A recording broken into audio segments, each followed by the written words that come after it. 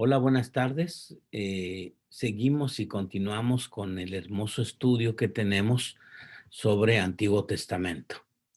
El día de hoy vamos a estar hablando de uno de los libros más hermosos, que es Primera y Segundo libro de Samuel. Unas historias hermosas donde vamos a darnos cuenta cómo Dios interviene en medio de las realidades humanas y cómo Dios es el Dios de la historia y prepara a su pueblo y prepara a su gente para los cambios y las transiciones que se dan a través de toda la historia de la humanidad. Así que quiero presentarles esta clase y, por supuesto, vamos a ir revisando y ustedes ya saben que tienen que hacer sus resúmenes de las clases y vamos a ver esta hermosa historia del libro de Samuel 1 y 2. Los libros de Samuel son centrales en el Antiguo Testamento. Samuel es el último juez y el primer profeta de Dios, de Israel. Y esto es muy importante porque Dios escogió a este gran profeta para hacer esta transición. Ese es uno de los grandes.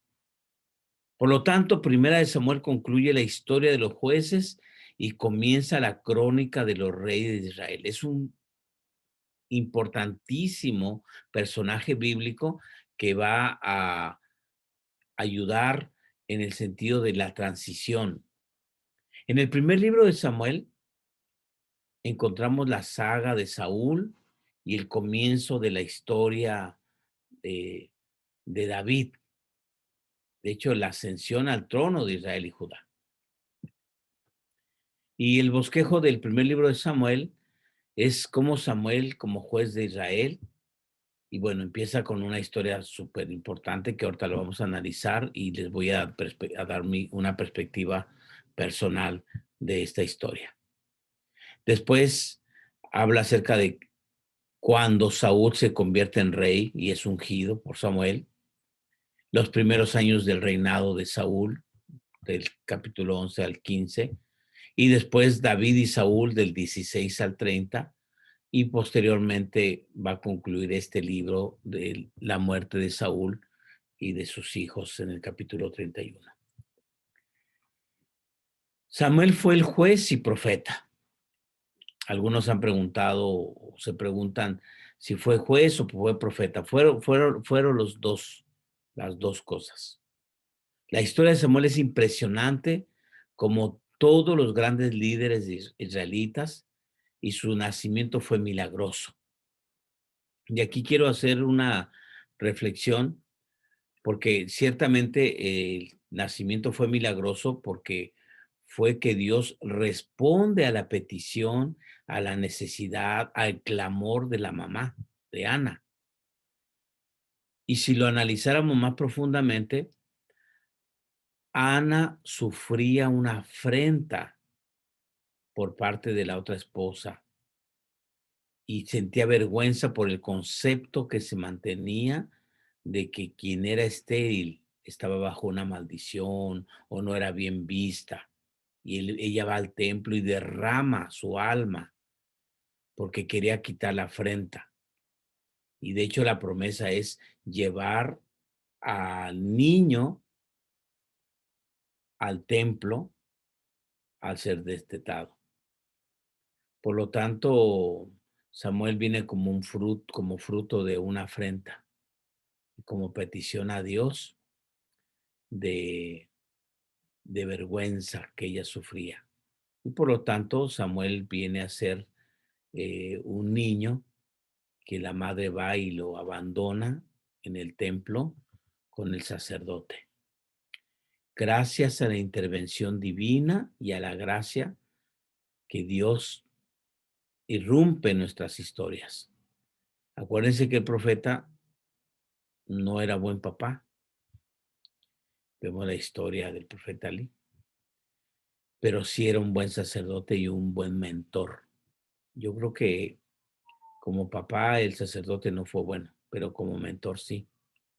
Y aquí se inserta esta historia muy interesante. Y además la historia de su llamado al ministerio profético es quizás la más hermosa del Antiguo Testamento.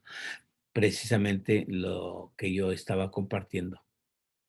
Tal vez no fue buen padre, pero sí fue buen sacerdote, buen maestro, y le enseñó a Samuel a discernir la voz de Dios. Yo creo que una de las cosas más importantes que los pastores, que los maestros, que los líderes deben enseñar a su gente a escuchar la voz de Dios y hacer a un lado las voces internas. Un buen mentor te lleva a la palabra de Dios, te instruye en la palabra de Dios. Un buen discipulador te enseña que tengas discernimiento en base a la palabra. Y es lo que hizo Elí con Samuel. Y en el capítulo 8 el pueblo pide un rey y Samuel entiende que esto puede ser una violación del pacto con Dios y le advierte al pueblo de las graves consecuencias de su acción. Sin embargo, el pueblo entiende que necesita un ejército profesional para defenderse de los filisteos y acepta las consecuencias de sus actos. Aquí vemos otra historia súper interesante porque Dios permite que pasen las cosas. Muchas veces no es su voluntad, pero permite que pasen las cosas y en su omnisciencia lo sabe todo, pero son decisiones de un pueblo, de una familia, de una persona.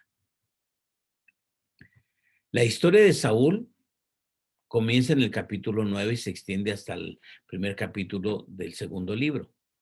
Es una historia impresionante que describe el deterioro moral y espiritual, quien fuera un gran hombre de Dios, el primer rey. Y aquí podemos ver cuando la gente puede empezar bien y puede agarrar un liderazgo, un pastorado, un misionero, pero si no cuida su fe, su relación, su compromiso con Dios, pues puede caer. Es impresionante la desobediencia de Saúl, ¿eh? En 1 Samuel 15 habla acerca de la visita a la divina de Endor hasta el 28. Y también la narración de su muerte es desgarradora.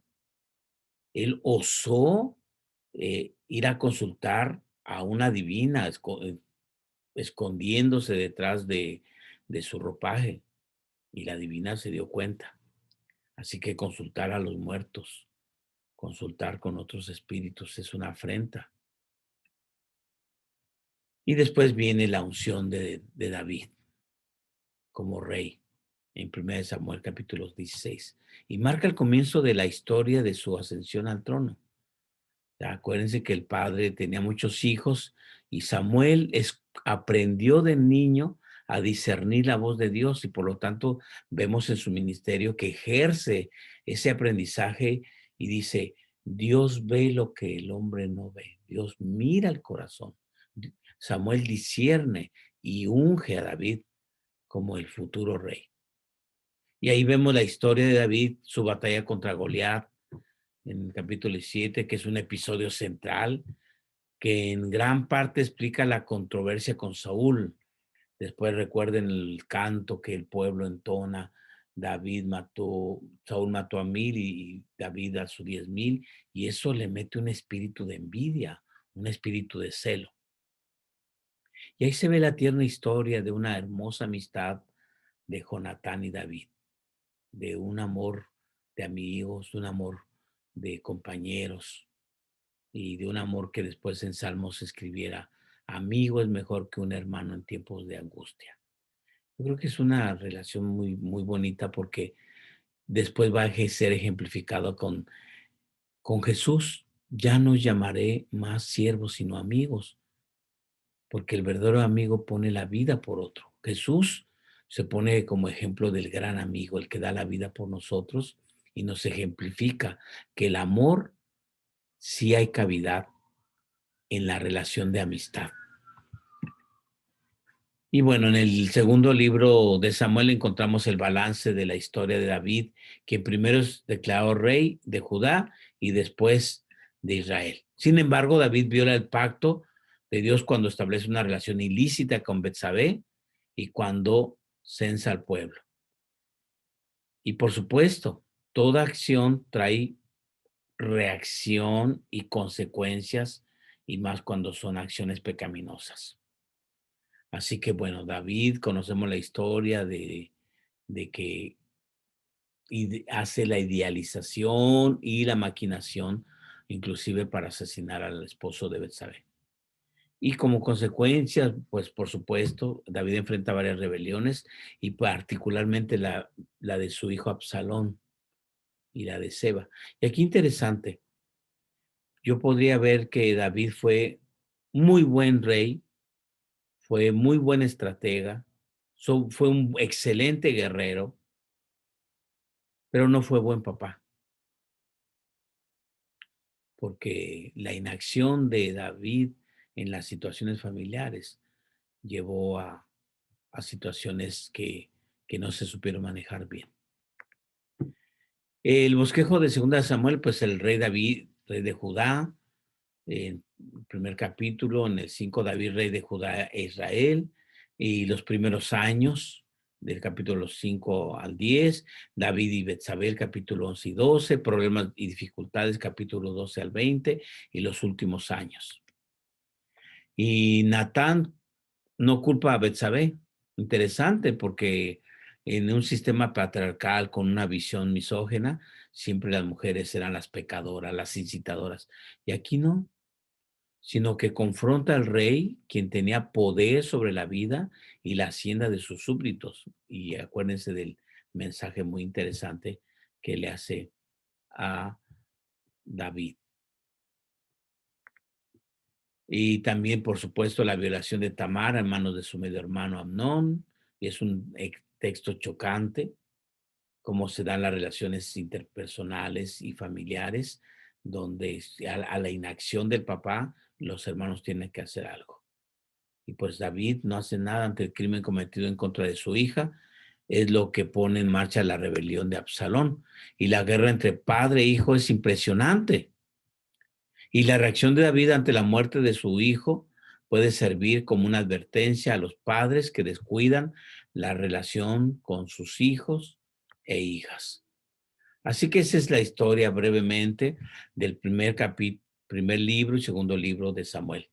Un libro extraordinario, un libro histórico, un libro que nos va a traer mucha enseñanza y muchas aplicaciones que podemos tener a nuestra vida diaria y aplicarlo también en los principios que hay de los valores cristianos. Que Dios les bendiga y continuaremos.